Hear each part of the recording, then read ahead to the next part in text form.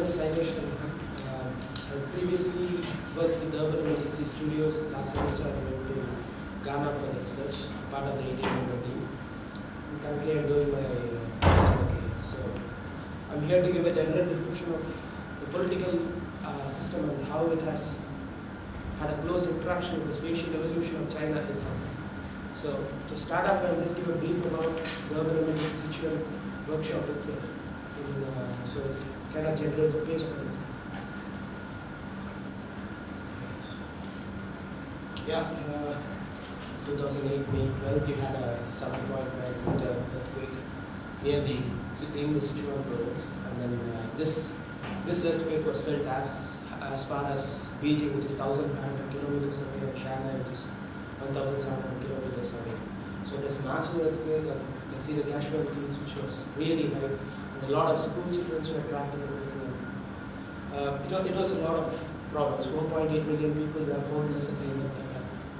15 million people were in the affected radius of the disaster.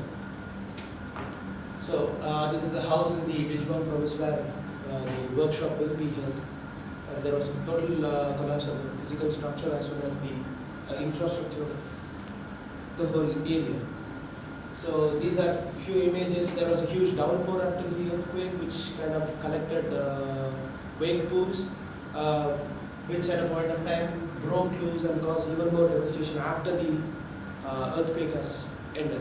So this had a huge impact on the spatial setting of the area. So yeah, so that's China, and you have the Sichuan province, and then that's exactly where Sichuan is.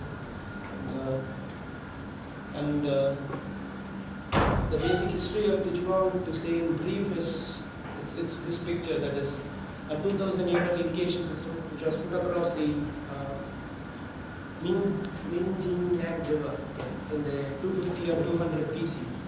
Because there was a huge amount of flooding in this river, they split it up into two and divided it, and one half was sent to 33 other counties where there was a large irrigation process that was happening. So this still exists, and this province, so this is what is at stake now. So whenever there is a disaster, there is a huge transformation of land surface, because whenever a city develops, it develops with a logic. You have certain areas of development in a process, so it's a continuation process. But when a disaster strikes a spatial setting or an urban setting, it eradicates this urban logic.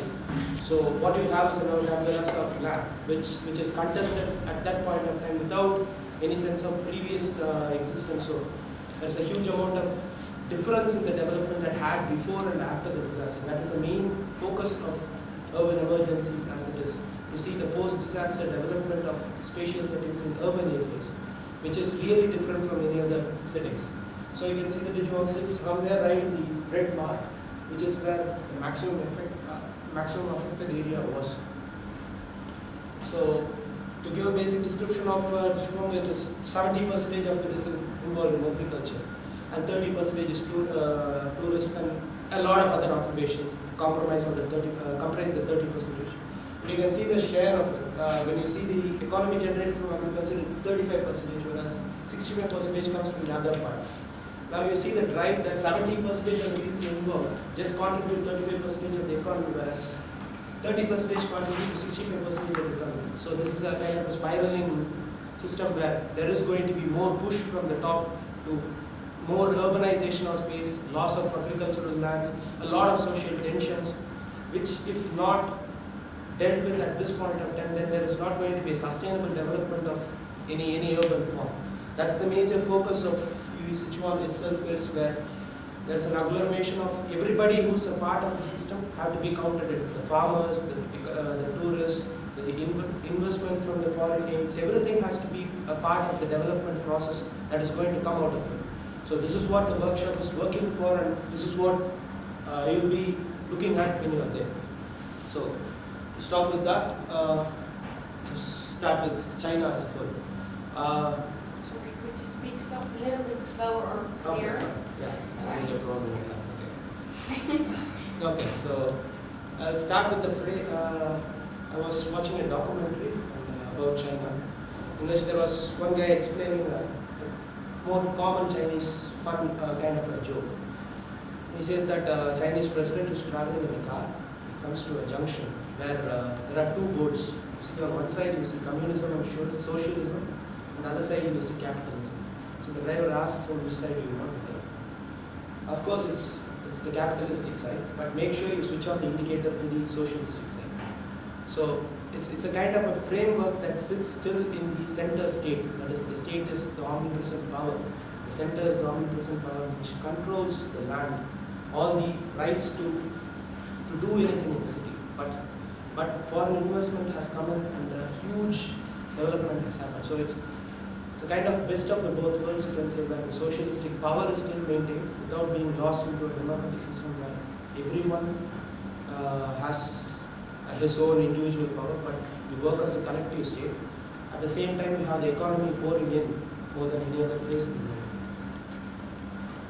So these are some basic ideas. These are the main three centers of China: Hong Kong, Beijing, and Shanghai. And then there's a population of 1.3 billion, the largest in the world. And if you can compare China and US, that's how the if you place the land area on top, that's how big it is. It's almost equal to the US land space.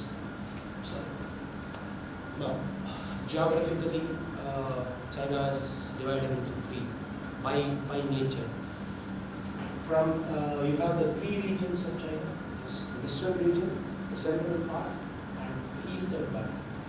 It's the division by nature because you have the Tibetan plateaus, which are from the Himalayan mountain range, which are really high, extremely high altitudes, where the population is really big.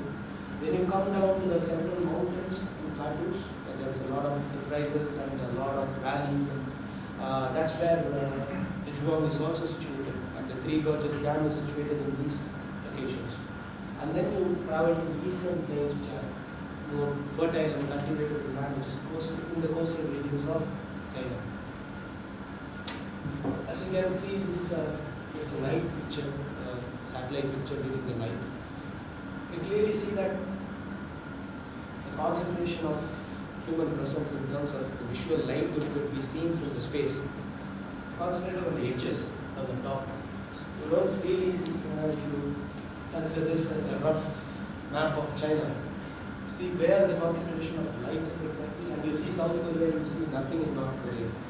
So these are areas where there is a minimum development that's happening, and these are areas where the concentration of the whole economy is currently situated at. This scenario could be seen in every aspect of Chinese existing geography. This is the vegetation zone, agricultural areas of China. You see it's concentrated in the southeast portion of China. Then comes the industrial sectors. There is this industrial sector which is again concentrated on this zone. Then you have the precipitation on a yearly basis, which is also going to be concentrated on this southeast end of the country. And you can really see from the satellite picture that you have the desertification on top, and then you have the green belts right in the southeast region of China. And the major cities, the 33 major more than a million population cities are also mostly located in these areas. And this is the population density, obviously, because all the resources, all the natural influences are pushing development towards the south.